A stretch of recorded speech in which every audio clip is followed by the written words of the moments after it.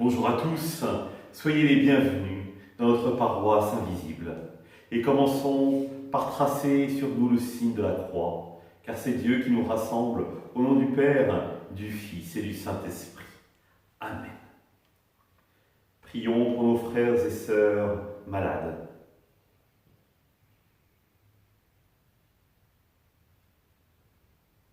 Prions pour tous ceux qui soignent, pour tous ceux qui travaillent pour le bien commun.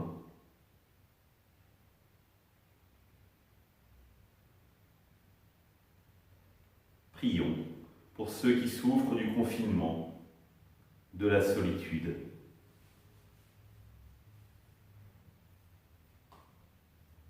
Et pour manifester votre présence, je vais maintenant allumer au cierge de Pascal ce cierge.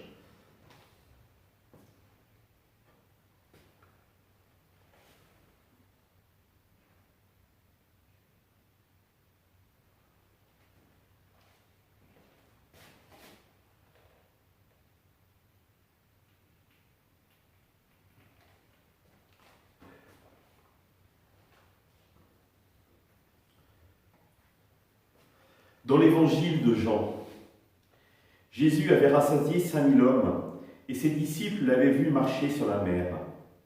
Le lendemain, la foule restée sur l'autre rive se rendit compte qu'il n'y avait eu là qu'une seule barque et que Jésus n'était pas monté avec ses disciples, qui étaient partis sans lui.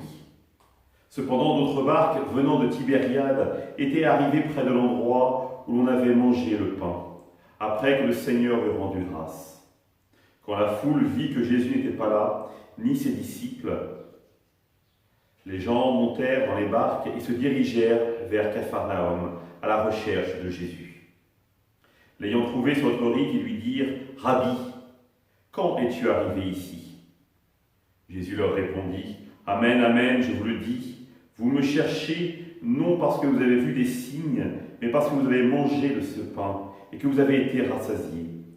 Travaillez non pas pour la nourriture qui se perd, mais pour la nourriture qui demeure, jusque dans la vie éternelle, celle qui vous donnera le Fils de l'homme, lui que Dieu le Père a marqué de son sceau. » Ils lui dirent alors, « Que devons-nous faire pour travailler aux œuvres de Dieu ?»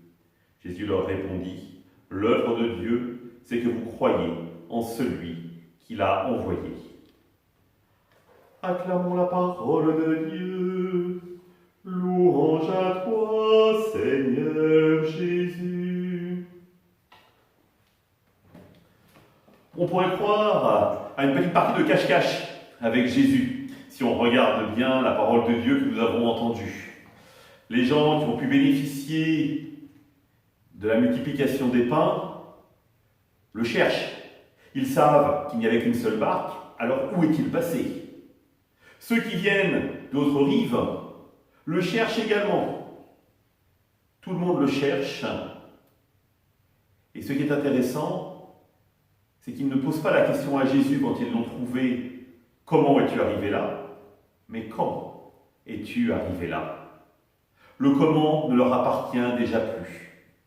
Le quand, par contre, semble effectivement essentiel, parce que ce qui est fondamental, c'est de rencontrer Jésus au cœur de sa vie. Et pour pouvoir le rencontrer, il faut être comme ces gens qui n'hésitent pas à prendre la mer. Rappelez-vous ce qui s'est passé sur le lac, il y a eu la tempête apaisée, parce que la mer représente chez le peuple hébreu les forces du mal. Et donc quand Jésus marche sur les eaux, cela montre qu'il domine les forces du mal. Et donc les hommes, pour chercher Jésus, n'hésite pas à affronter ces sources du mal. Ce qui est intéressant, c'est qu'ils se mettent en marche. Platon disait il y a 3 sortes d'hommes. Les morts, les vivants et ceux qui vont sur la mer. Ceux qui vont sur la mer, c'est ceux qui acceptent finalement de prendre les risques pour partir à la recherche de Jésus. Ceux qui acceptent de franchir les portes de la mort pour aller le rencontrer. Ils mettent toute leur vie, toute leur espérance dans les mains de Jésus. Et ils sont prêts à faire des déplacements incroyables, à affronter leurs propres peurs. Car ce qui compte, c'est de rencontrer le Christ.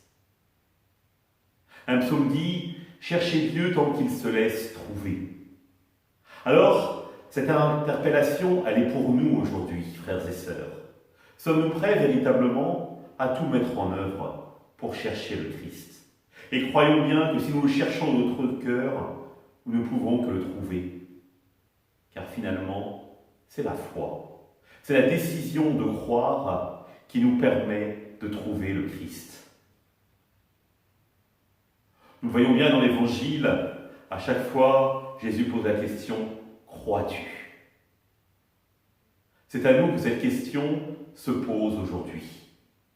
Et si nous sommes capables de dire « Oui Seigneur, je crois » ou « Oui Seigneur, mais viens en aide à mon manque de foi », soyons sûrs que le Christ se manifestera à nous et qu'il nous désignera le chemin pour travailler pour la vie éternelle, pour travailler pour la nourriture qui demeure, c'est-à-dire pour travailler avec lui au royaume de son Père. C'est une belle mission qui nous est confiée là. Alors n'hésitons pas à nous mettre en marche, à le chercher, car oui, véritablement, le Christ se laisse trouver. Pour conclure notre petite célébration, je vous invite à dire ensemble à notre Père. Notre Père, qui es aux cieux, que ton nom soit sanctifié, que ton règne vienne, que ta volonté soit faite sur la terre comme au ciel. Donne-nous aujourd'hui notre pain de ce jour. Pardonne-nous nos offenses, comme nous pardonnons aussi à ceux qui nous ont offensés. Et ne nous laisse pas entrer en tentation, mais délivre-nous du mal. Amen. Et que le Seigneur nous bénisse, nous accompagne notre journée et nous garde dans la paix, au nom du Père, du Fils et du Saint-Esprit. Amen. À demain.